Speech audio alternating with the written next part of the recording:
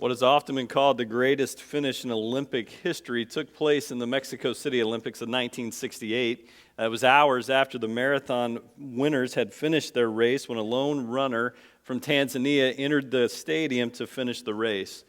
He entered bloody and bruised. He had taken an early fall early in the race, but he refused to give up, and he continued to run. And as he ran his final laps inside the stadium to complete the marathon, the crowd rose to their feet, cheering him on and encouraging him in anticipation of the finish. He finished the race to thunderous applause, and upon the finish, he was asked by a reporter, "Why didn't you quit? When you had fallen and you were down, why didn't you quit? Why did you keep going and running the race?" And his response was very simple. He just said, "My country did not send me to start the race. They sent me to finish the race." My country did not send me to start the race. They sent me to finish the race. And I think the same thing can be said of us as followers of Jesus. Jesus has not called us to simply begin a race, to simply begin the race with him, but rather he has called us to finish the race and to finish well and to finish strong. Thus the issue with these Hebrew believers that we have been studying all summer in the book of Hebrews. You got your Bibles, go ahead and open up to the book of Hebrews chapter 12. We're going to continue looking at that today, but the problem that they're facing is they have had a good start in their relationship with Jesus. They started the race well. And now their friend wants to make sure that they finish the race well and to finish the race strong, because a good start doesn't necessarily guarantee a good finish or a strong finish. And for them, because of persecution and difficulty in their life, they are tempted to give up on this race and not to finish so well. And so the author has given them challenge after challenge throughout this book. And in chapter 12, he comes to one last challenge that he wants to issue to them. One last challenge for them, and that's what we want to look at today. We want to dive into Hebrews chapter 12. You got your Bibles. I hope that you're there with us. But in those first 4 verses, we see the challenge that he issues his friends here as he challenges them to hold on and to finish well. Look at this together with me, starting in verse 1. He says this, "Therefore, since we are surrounded by such a great cloud of witnesses, let us throw off everything that hinders and the sin that so easily entangles us. Let us run with perseverance the race marked out for us. And let us fix our eyes on Jesus, the author and perfecter of our faith, who for the joy set before him endured the cross, scorning its shame, and sat down at the right hand of the throne of God. Consider him who endured such opposition from sinful men, so that you will not grow weary and lose heart." Right there in chapter 12, he comes to the last challenge he has for his friends here, and he starts out with one of my favorite Bible study words, therefore. And whenever we see that word, we stop and we ask this question, what's that? There you go. You guys have got this. What's that therefore? What's that therefore? Well, that therefore points us back to what he has already written and said, and it takes us back and it helps us to understand why chapter 11 was there. We spent 3 weeks looking at Hebrews chapter 11, which has often been called the Faith Hall of Fame, looking at these stories and remembrances of how these men and women of old lived by faith. And as he concludes that, he comes back and says, therefore, since you are surrounded by this great cloud of witnesses. Now, some people take that to mean that there are people in heaven who are sitting in a stadium and they're looking down upon us and they're watching us run our race that we have been called to run.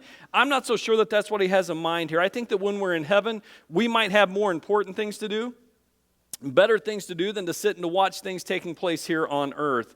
But I think what he's talking about here is in light of these people, in light of their witness to how they lived by faith, let's live up to that example as well. Let's do everything that we can to join this community of witnesses and run our race that we have been called to run. Let's live by faith now. See, the faithfulness of these men and women in chapter 11 is meant to inspire faithfulness in us as well. Their example is the example that we are to follow. And he uses a sports analogy here to give us our challenge. He says, therefore, since you're surrounded by such a great cloud of witnesses, let's run the race that we have been given to run. Let's run the race that we have been given to run. And when you read through this, I think it'll become pretty clear pretty quickly that the Christian life is not a sprint, but rather it's a marathon that calls for endurance and constantly continuing to go. I don't know, how many of you are runners in here, by the way? Anybody runners in here? Some of you are. I'm not. I follow my grandfather's advice, who was a preacher. He said he was not a runner, but he did a lot of funerals for people who were. So therefore, I don't want to push it, and so I'm not gonna try that. Runner or not, if you are a follower of Jesus, you're in a race. You're in a race if you're a follower of Jesus. And according to Paul in the book of Corinthians, there's only one reason to run. Only one reason to run the race, and that is to win. The only reason we're running this race with Jesus is because we want to win.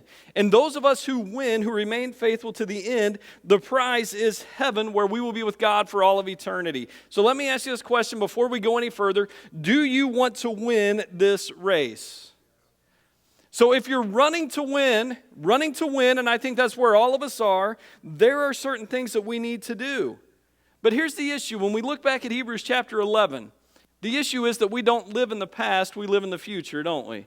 We don't live in the past, we live in the future. And while we look at the examples of the past, that is not our life, that's not where we're at. See, it's more important what we're going to do than what we have done. Now, on one hand, that's good news, isn't it? It's good news that we no longer live in the past. That means that those things that we have done in the past, those mistakes that we have made, those sins that we have committed, those things no longer define you if you're a follower of Jesus Christ. To me, that's good news. And that's good news. I look back at my life and I realize the mistakes I have made and how many times I have fallen short of God's glory and His grace. And yet, in spite of myself, God forgives me and He allows me to continue to run with Him. I am not defined by my past sins. And if you're a follower of Jesus, you aren't either. That's good news. But on the other hand, the future in which we live is uncertain, isn't it? None of us knows what's going to happen tomorrow. And I think the day and age we live in, we're reminded of this uncertainty every day, aren't we? And when you turn on the news and you see terrible things that are happening, and we wonder how much longer till that happens here. And it creates a sense of uncertainty, a sense of fear within us. And it makes us ask the questions, what if? What if this happens? How will I respond? Am I going to be able to hang on to Jesus even if everything else falls apart? See, chapter 11 makes it clear that when you live by faith, it brings blessing. Living by faith brings blessing. And I think all of us are in this room today and in this place because we have been blessed by men and women who went before us who lived by faith. Men and women who by faith decided to plant a church in Centerburg, Ohio. Men and women who by faith decided to relocate out to this place and purchase 10 acres of land and to build a new building. Men and women who live by faith, who continue to trust God and go forward. And I think all of us have been blessed by the faith of those people who went before us. You see, while living by faith brings blessings, here's what Hebrews 11 also makes clear. Not all of us will experience the same blessings, and not all of us will experience blessings in this life, here and now. When you read through Hebrews 11, especially towards the end, he makes it very clear that by faith, some people conquered giants. By faith, some people shut the mouths of lions. By faith, some people administered kingdoms. But also living by faith, some people were conquered by giants. And some people were devoured by the lions.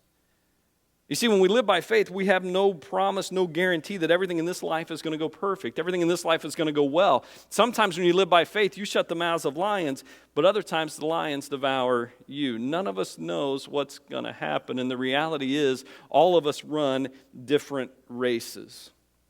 And so the question becomes, how do we run the race to win? If we're all not running the same race, how do we run the race to win? And that's why chapter 12 matters. That's why chapter 12 matters, because chapter 12 reminds us that while we may be running different races, if you want to win, you're going to have to run it in the same way. And the first thing we see there is that it calls for endurance, perseverance, the ability to hang on until the end. You know, we live in a culture and a society that is impressed by celebrity, don't we? That's just where we're at. That's the culture. That's the society in which we live. We are impressed by celebrity. You don't have to do anything worthwhile to be recognized. You just have to do something. And we like celebrity. But let me tell you who I'm impressed by. I'm impressed by Christians who finish their race faithfully. I'm impressed by those men and women of faith who hold on no matter what life may throw at them, and they finish their race strong and faithfully. I'm impressed by husbands and wives who remain faithful to each other, even in the midst of difficulty and challenges, but they remain faithful to each other till the end. I'm impressed by young people who fight for purity, even in a culture and society which tells them anything but purity is what they should be fighting for. I'm impressed by Christians who face difficulty after difficulty after difficulty, and yet never lose their sense of joy and fulfillment in Jesus. That's who I'm impressed by. And it makes me ask the question, what's their secret? What is their secret? How do they run to win. Don't you look at certain believers and just be like, how do they do that? How do they hang in there till the end? I want to know what their secret is. How do they run to win? Well, Hebrews chapter 12 tells us how we can run this race to win. Because let me ask you again, you want to win this race, don't you? Okay, since a few of you do, we're going to go ahead and walk through Hebrews chapter 12. That's what we're going to do. And the rest of you, if you're not sure yet, just follow along, okay? You can play along as well. Put those verses back up there in Hebrews chapter 12. I'm not going to read those again, but when you look at it, the first thing he tells us to do is to get rid of some things. Throw off everything that hinders and the sin that so easily entangles you. This is the idea that we must be able to get rid of things that can distract us, that can cause us not to run well. And now the first readers of this, the first listeners, they would have immediately been put in mind of the gymnasium, that Greek word there, gymnazo. Now, I'm not going to paint a picture for you, but in this day and time, when you went to the gymnasium, you exercised without being encumbered by anything, including clothing. You can go from there if you want. In the ancient Olympics, they were competed without clothing. That's why tickets never sold out for the ancient Olympics, right? Because that's the way they were competed. The listeners would have had this in mind as they were told to strip down, to get rid of anything that could encumber them, anything that could hinder them. But here's what I want you to notice. Get rid of anything that can hinder you. He's not talking about sin necessarily here. He's talking about good things, because the temptation is sometimes we allow good things to become ultimate things and distract us from what is truly important, what is truly matters, don't we? Good things, if we're not careful, can become ultimate things and can consume us. We can allow work to consume all of our time and energies. We can allow relationships and friendships to consume all of our time and energies. And on a note on that, a good friend is one who will lead you to Jesus, not away from Jesus, okay? A good friend leads you to Jesus, not away from him. But if we're not careful, relationships, hobbies can become ultimate things. We can allow the pursuit of acceptance to become an ultimate thing. We can allow our children to become the ultimate thing. And anything that we allow to become an ultimate thing, good thing or not, is a problem, and it needs to go. Because if we're going to run this race effectively, we have got to get rid of things that can distract us from following Jesus and spending time with him and doing what he wants us to do. I am not a Clemson football fan. I want to say that up front. I'm just not. I don't like Clemson. I root for the Buckeyes, not Clemson. But I'll say this, I'm a Dabo Swinney fan. The coach from Clemson, because this is what he told his assistant coaches recently. He said, if you don't start spending more time with your family, I'm going to fire you. If you don't start spending more time with your family, I'm going to fire you. And for Swinney, he wanted his assistant coaches to realize and to know that winning championships is not the ultimate thing. Your family is the most important thing, so spend time with them and don't allow the pursuit of victories to become the ultimate thing. I like that, and I think sometimes we need that reminder in our walk with Jesus, don't we? Let's focus on the main thing here, and that is to follow Jesus, to walk with him, to remain faithful to him. And if there are good things that get in the way of that, we need to reevaluate those priorities and let some of these things go. Not just good things, but then he says, and then get rid of the sin that entangles us. We got to throw off sin that entangles us. Now, he's not talking about a particular sin in mind here, but rather he is focusing on any kind of sin that would cause us to be distracted, to lose our focus. And so we've got to train ourselves to constantly look away from the things of this world. Look away from the things of this world and look to Jesus. Sin entangles us. And I think one of the biggest lies that we have in our culture and society today is this. We believe that we can sin without any consequences. We have this belief that we can sin without any consequences. We are forgiven by God through his grace because of the sacrifice of Jesus on the cross. And since we are forgiven, that means that we can sin without consequences. Listen, that is a lie straight from the gates of hell. Sin has consequences. Sin will trip you up. Sin will harm you. It will cause you pain. And if we don't deal with sin, it will take us further and further away from Jesus. Sin brings shame. Sin brings pain. It is difficult. And sometimes through our own sin, we make our lives more difficult than they need to be. But here's the good news. When you are tripped up by sin, and we all will be tripped up by sin from time to time, won't we? Okay, I'm glad I'm seeing heads go up and down. I thought I was the only one. We will be tripped up by sin. The good news is we can get back up and we can continue to run this race again. The worst thing you can do is not falling. The worst thing you can do is stay on the ground. Because God has promised that he can and he will pick you back up again. But in the meantime, we have got to be willing to do battle with temptation. We don't like talking about these things very often. We don't like talking about sin. We don't like talking about temptation and our responsibility in fighting against sin and temptation. But the reality is we have got to do battle against temptation. If sin will trip us up in our race with Jesus, that means that we got to do battle against it. Let me give you 2 ways that you can fight against temptation and sin right now. The first one, this comes from my dad, and when I was younger, I thought he was nuts by saying this, but the older I've gotten, the more wisdom I see in this.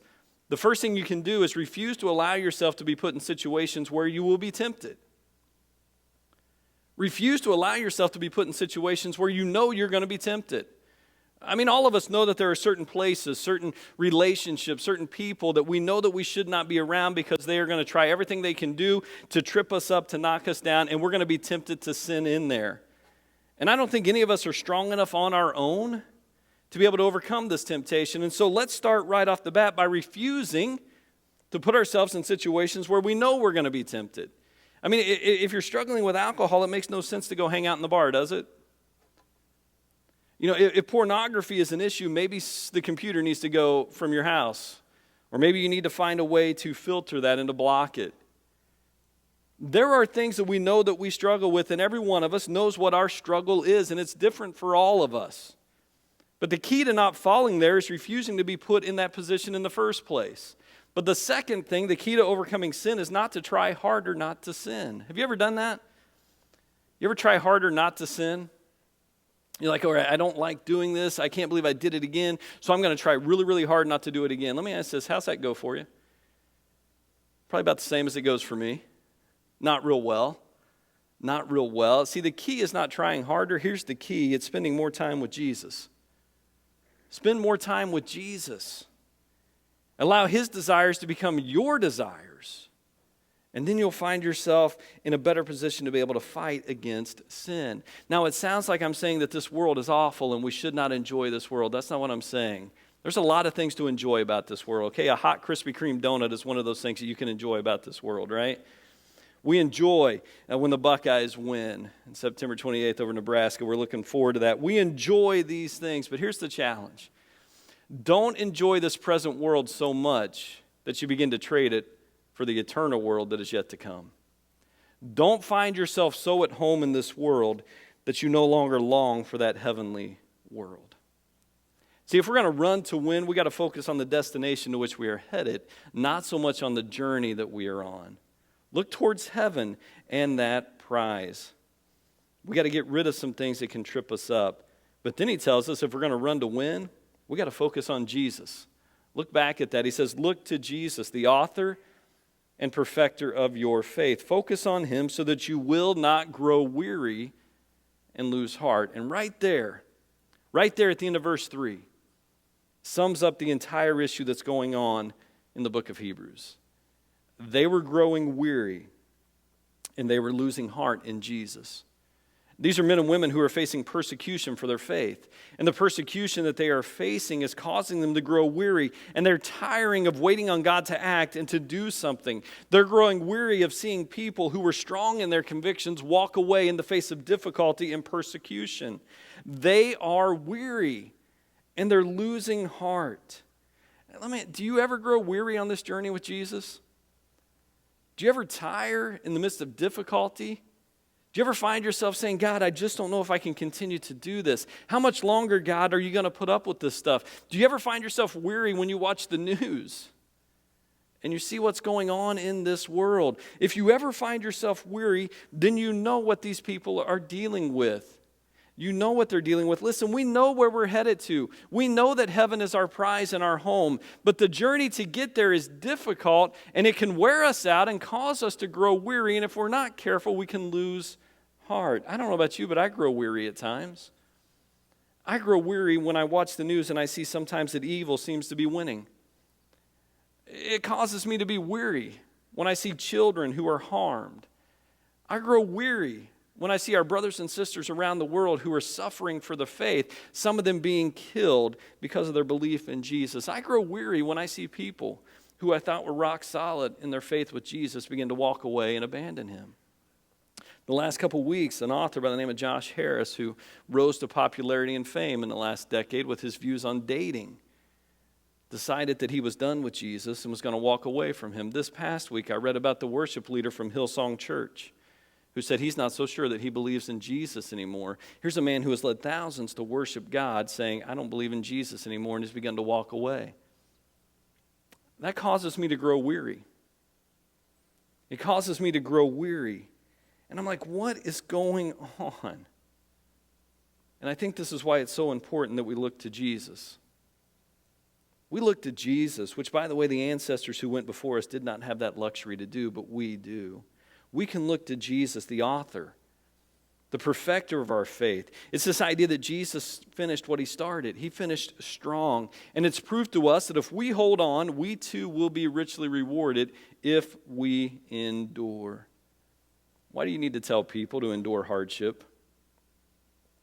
Have you ever thought about that? Why do you need to tell somebody to endure, to hang on, to persevere in the midst of difficulty? Isn't it because you know that the journey is going to be hard? You know it's going to be difficult. And let me tell you this, the time to get ready to face difficulty is before it ever happens.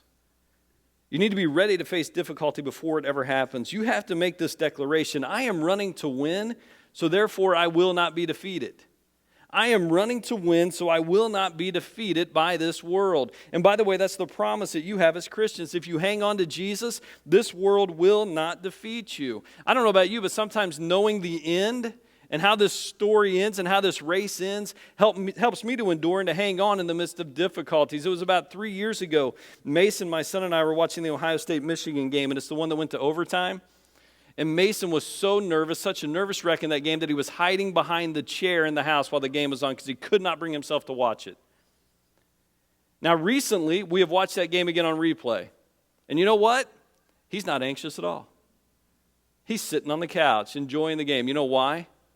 Because he knows how it's going to end. Knowing the end helps you to enjoy the moment. And I think the same thing can be said about our Christian walk. We know where this journey is going to end, don't we? We have the promises of God that tells us if we remain faithful to him, that heaven is our prize. And I think that knowledge can help us to hang on in the midst of difficulty. And we also have this promise in Hebrews chapter 12 that God will use difficulty to transform us into the people he wants us to be. I don't know about you, but is anybody here like suffering? Anybody here enjoy difficulty? We don't enjoy it. We just don't. But the writer of Hebrews tells us that God disciplines us because he loves us, and he will use discipline in our lives to transform us into the people that he wants us to be. Discipline is always done in love. My father loved me a lot, I guess, when I was growing up. But difficulty is always done in love, and it always has a purpose. And in the times of difficulty, we need to understand that God is trying to teach us something. And maybe we need to ask God, what are you trying to teach me? What is it you want me to learn? And ultimately, we say during times of difficulty that God won't give you any more than you can handle. He's just not going to give you any more than you can handle. Listen, let me tell you this secret right now. All of life is more than you can handle. All of life is more than you can handle on your own. And that's because it's meant to send you running into the arms of Jesus, who gives you the strength to be able to endure and to hang on in the midst of difficulty. All of life is more than you can handle. So the secret is look to Jesus. Look to Jesus. Look to the author and finisher of our faith, who went before us, who has now cleared all the obstacles out of the way, so we now can have a relationship with God because of his sacrifice. That means we can depend upon him when we're running. And ultimately, if you want to run to win, you better run with Jesus. You better run with Jesus if you want to run to win. And in Hebrews, we have seen that Jesus is our messenger. He's God's message. He brings us a message of hope. He is our priest who intercedes for us, and he is our sacrifice. And because of that sacrifice, we now have a relationship with God. So if you want to run to win, we got to throw off some stuff, but we got to look to Jesus. And then hop down here to verse 12 with me. You know, I've said oftentimes in this series that in order to understand the book of Hebrews, you got to understand the Old Testament, because he goes to the Old Testament a lot. And as he concludes this challenge, he does it with a therefore again.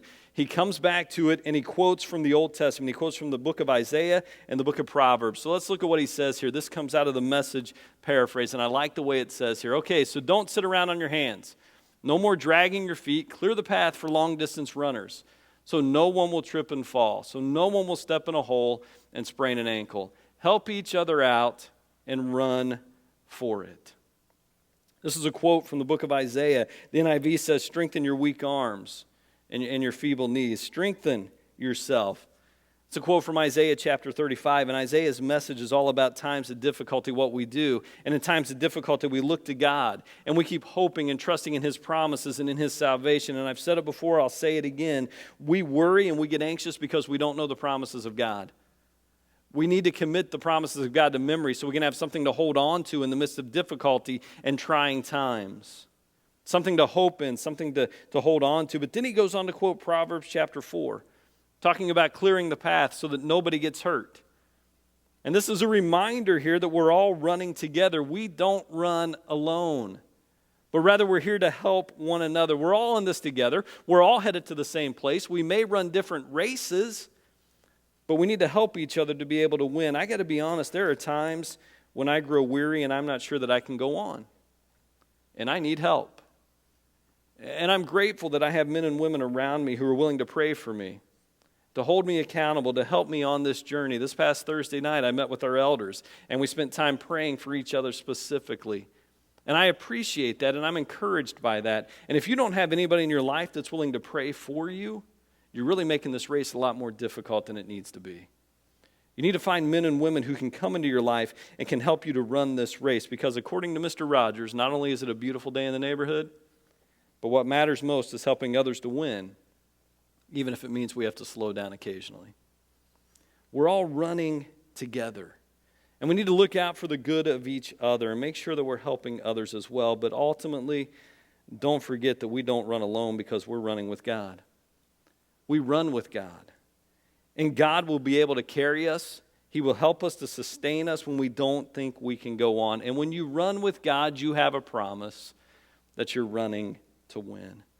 I can think of no better way to illustrate what it's like to run with God than the story of a father and son team by the name of Rick and Dick Hoyt. Rick and Dick Hoyt have run numerous Boston marathons together. They have competed numerous times in the Ironman triathlon in Hawaii, a grueling test of endurance. And their story has become famous, and recently they retired from competitive racing. But what you need to know is this. Ricky Hoyt was born with a severe birth defect, which has left him unable not only to run, but to even walk.